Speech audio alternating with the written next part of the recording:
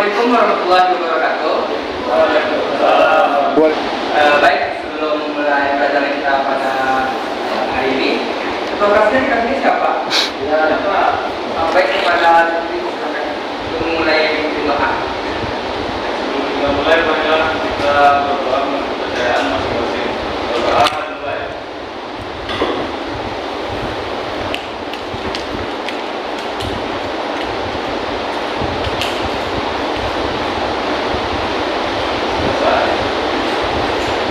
Sekarang kita absen dulu. Muhammad Ikram,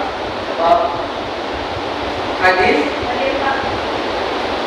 Zikri, Korean, Kusriansyah, Arianto, ada nggak ada di kelas ini? Ada, Pak. Laura, Pak. Orang. Kemana dia? Ini, Pak. Jadi kalau seandainya sakit, harus ada keterangannya ya. Dikasih ke sekolah. Gimana kabar siswa sekalian? Apakah pelajaran lancar? Enggak, Pak, sudah batal. Ini dengan sampai batal ya. Ini sudah mendekati 10 Ramadan terakhir, di mana kita harusnya lebih meningkatkan ibadah kita pada bulan Ramadan ini.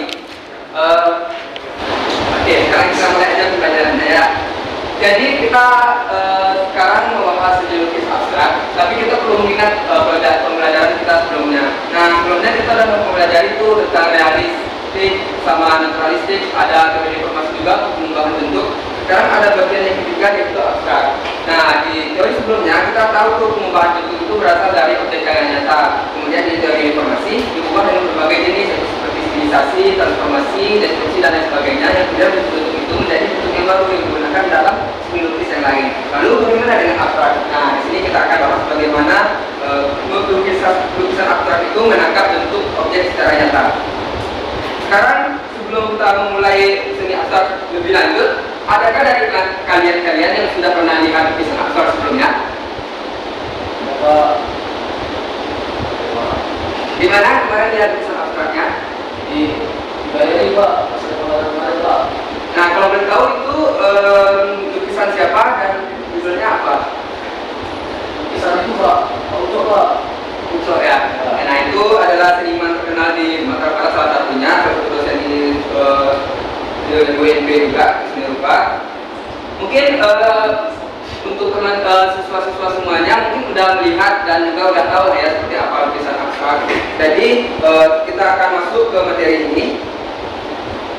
Pada hari ini kita akan mempelajari tentang pengertian seni lukis abstrak, kemudian ciri khas dari lukis abstrak itu, kemudian apa itu subject matter, kemudian ada pembagian dari lukis abstrak, yaitu ada abstraksi dan abstrak murni. Kalian tahu salah satu judul dari lukisan abstrak, salah satu contoh dari lukisan abstrak? Kalian? Oke, mungkin saya beri clue lagi ya. Ada salah satu seniman dari Jakarta yang mana sering menggambarkan ayam jago dalam seni lukisnya, yang mana itu kerap kali bergambar ekspresionisme dan tak jarang juga sebagai lukis abstrak. Ada yang tahu itu siapa? Ya, benar sekali. Apa yang digambar Haris itu adalah salah satu lukisan yang dibuat oleh Avandi. Mana ini saya akan coba tampilkan lukisannya. Nah, ini adalah lukisan dari karya Avandi yang berjudul Ayam Tarung. Ini adalah contoh abstrak.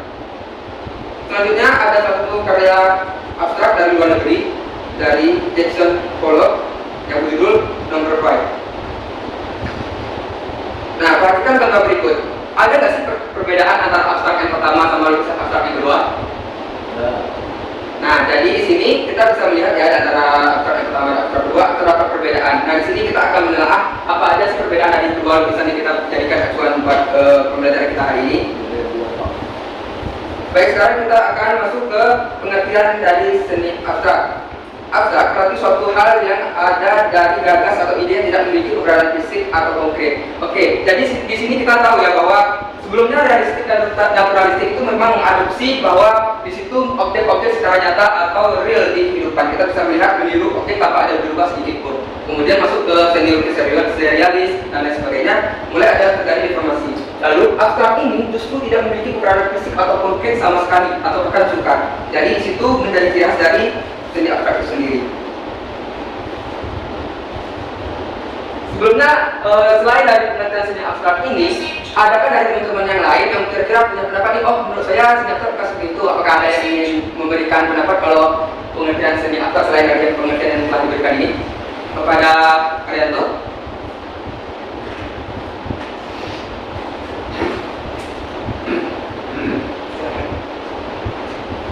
Serah bebas menurut pendapatnya pribadi ya dok. Tahu Pak. Kenapa? Oke, ya.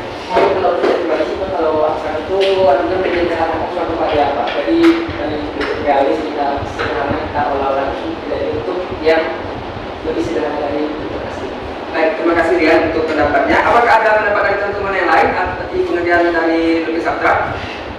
Pak, Kenapa silakan? lukis abstrak itu Pak, lukisan yang tidak memiliki bentuk, artinya berasal dari pemikiran seniman itu sendiri Pak. Jadi misalnya dia menggambarkan ayam tidak harus ayam itu bisa menggambarkan benda yang lain Pak. Contohnya misalnya hanya warnanya saja dan sebagainya. Baik, terima kasih kepada Ikram. Jadi kita udah dengar ya teman-teman, kita udah kasih tahu bahwa lukisan abstrak itu seperti apa. Kita udah lihat gambaran bahwa ternyata abstrak itu memang nggak mengadopsi objek secara nyata secara utuh dalam lukisannya. Nah, lalu bagaimana ciri khas dari seni lukis abstrak itu? Nah, yang pertama ada bentuk seni yang tidak dapat dikenali. Seperti telah kita bahas tadi, memang di dalam lukis abstrak tidak ada bentuk-bentuk yang dapat dikenali. Yang paling minim itu adalah objek yang mewakili saja seperti lingkaran, mewakili bumi atau lain sebagainya. Kemudian memiliki komposisi warna yang pekat. Nah, di sini komposisi warna sering kali digunakan oleh sudut lukis ekspresionis dan juga lukis abstrak dan lain sebagainya, yang mana mereka memang mengutamakan ekspresi dalam diri mereka. Sehingga jika mereka tidak menghadirkan objek secara nyata, mereka perlu mengutamakan atau lebih memfokuskan pada unsur-unsur lain seperti warna, komposisi dan lain sebagainya. Kemudian yang ketiga, memiliki sisi lain dari sebuah lukisan. Ada yang tahu maksudnya memiliki sisi lain dari sebuah lukisan? Kepada siapa? Ayah Zikri, silakan. Maksudnya? memiliki nilai moral dan sosial dan juga. Oke, terima kasih kepada Zikri telah memberikan jawabannya. Benar ya, sebenarnya kalau dalam lukisan abstrak memiliki sisi lain, tapi dalam pembahasan ini, sisi lain dari lukisan abstrak itu adalah bahwa lukisan abstrak itu berbeda dari lukisan lain karena dia memang menghadirkan sesuatu dalam dirinya, berbeda dengan ekspresionis yang memang masih memberikan suatu bentuk, tetapi abstrak memang tidak memberikan bentuk sama sekali. Di situ berisi pengalaman, ekspresi, dan lain sebagainya yang dituangkan dalam suatu karya. Kemudian, sebelum kita lanjut ke materi selanjutnya, kita udah tahu nih, lukisan realis itu adalah lukisan yang memiliki atau mengambil objek secara nyata. Jadi, ciri khas dari lukisan realis itu adalah, ada yang bisa jawab? Pak, Baik, boleh silakan. lukisan realis itu mengambil atau menggambar benda-benda yang benar-benar ada di depan kita Pak. Baik, benar sekali ya apa yang dibilang oleh Ikram. Jadi di situ kita udah bisa melihat ada perbandingan antara lukisan realis sama lukisan abstrak. Subject matter. Sebelumnya ada yang tahu subject matter itu apa? Nah, di sini dijelaskan bahwa subject matter adalah tema pokok, ialah sebuah rangsangan cipta seniman dalam usaha untuk menciptakan bentuk-bentuk yang dapat memberi konsumsi batin manusia secara utuh dalam dan merasakan keindahan. Kita dapat menganggap harmoni bentuk yang disajikan serta mampu merasakan lewat sensitivitasnya. Di sini maksudnya bahwa karya abstrak itu hadir dari rangsangan oleh seniman itu sendiri. Mereka tidak hadir dari luar, tapi dalam diri mereka, di mana mereka memiliki emosi di situ, sensitivitas dan lain sebagainya. Kemudian itu direalisasikan pada bentuk-bentuk yang kemudian disajikan secara harmoni.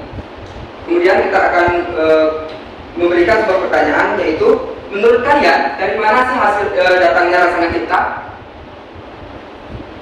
Kepada Toyan, dari mana datangnya rangsangan cipta dari seorang seniman? Siapa? Dari pengalaman. Boleh, benar, salah satunya dari pengalaman. Ada dari teman-teman yang lain?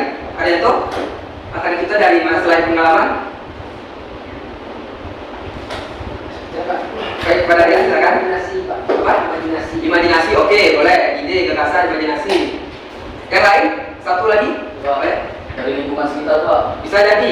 Nah, kalau kita membahas tentang lingkungan sekitar, kira-kira kenapa sih apa dibikin lukisan ayam jago terus kebanyakan lukisan seperti itu? Nah, itu karena dari lingkungan sekitarnya. Lanjut ya. Di sini ada abstraksi. Ini adalah jenis abstrak yang pertama, yaitu lukisan abstrak yang masih dijumpai bentuk-bentuk yang mewakili suatu objek. Nah, di sini kita bisa melihat perbandingan antara lukisan abstrak, di mana abstraksi ini dikatakan bahwa dalam suatu lukisan abstrak kita masih bisa menjumpai suatu bentuk di situ. Seperti yang tadi saya jelaskan, misalnya ada suatu lingkaran, oh ini ternyata mendapatkan telur, berarti masih ada bentuk di dalamnya. Itu masih tergolong dalam abstraksi. Kemudian ini abstrak murni. lukisan abstrak yang benar-benar telah meninggalkan bentuk secara nyata, tidak dijumpai bentuk apapun. Nah, di sini maksudnya bahwa lukisan itu memang tidak bisa kita temukan objek apapun, walaupun itu cuma segaris yang mewakili suatu bentuk. Jadi mungkin itu perbedaan antara atraksi dan abstraksi murni. Kemudian menurut kalian ini lukisan abstrak di bagian apa? Ini jenis abstrak apa? Ada yang tahu? Coba. Baik, dikam silakan. Menurut saya itu adalah abstraksi Pak, karena masih berdata baca Pak. Oke, benar ya. Itu adalah abstraksi yang mana itu masih terlihat wajah, masih bisa kita melihat wujud wanita yang menari. Lalu ini dalam bagian jenis apa? Abstrak apa? Abstrak full Pak. Murni. Kenapa disebut abstrak murni? Karena tidak terlihat lagi bentuknya. Oke, baik. Jawabannya bagus dari Zikri ya. Baik, mungkin hanya itu pembelajaran kita pada hari ini. Mungkin apakah ada yang ingin ditanyakan sebelum kita akhiri? Ya Pak, Baik, silakan. bagaimana suatu lukisan bisa dikatakan abstrak Pak? Oke, bagaimana suatu lukisan dikatakan sebagai abstrak ya? Yang mana kita bisa lihat mengacu dari pengertiannya sendiri. Yang mana lukisan abstrak itu memang tidak memakai objek secara nyata dan itu berasal dari emosi dari senimannya. Kita bisa melihat bahwa lukisan ini kaca misalnya, amburadul misalnya, itu abstrak. Kenapa bisa dikatakan abstrak? Ya karena tuangan kuat, cipratan, goresan memang berasal dari emosi mereka. Yang mana mereka di situ membuat suatu lukisan yang memang mereka berasal dari dalam diri mereka. Nah ini mungkin berbeda sama ekspresionis. Yang mana mungkin ekspresionis melihat, ini saya mau bikin suatu objek ini, saya bikin dengan goresan yang spontan gitu misalnya. Jadi itu masih ada juga objek. Itu perbedaannya batasan antara ekspresionis sama abstrak. Bagaimana? Dapat mengerti? Dari teknik pembuatannya gimana Pak? Dari teknik pembuatan lukisan abstrak, lukisan abstrak sebenarnya kita memiliki berbagai teknik yang bisa dipakai aplikasikan ya, karena di dalam abstrak itu sendiri kita bisa menuangkan berbagai teknik, misalnya cipratan tadi yang seperti saya jelaskan, kemudian ada goresan lain sebagainya. Akan tetapi di dalam lukisan abstrak kita perlu menahan diri, nggak semua teknik bisa kita terapkan begitu. Oke, apa ada lagi pertanyaannya? Jika tidak, kita cukupkan.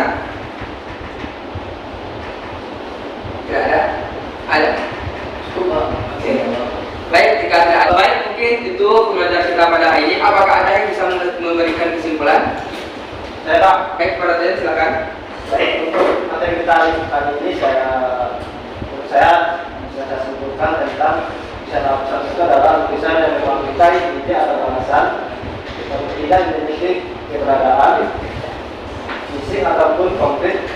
Abstrak dibagi menjadi dua bagian, yang pertama itu abstraksi dan abstrak ini. Mungkin kita bisa sampaikan Pak. Baik, terima kasih kepada Toyan telah memberikan kesimpulan. Apa yang dikatakan oleh Toyan itu benar ya.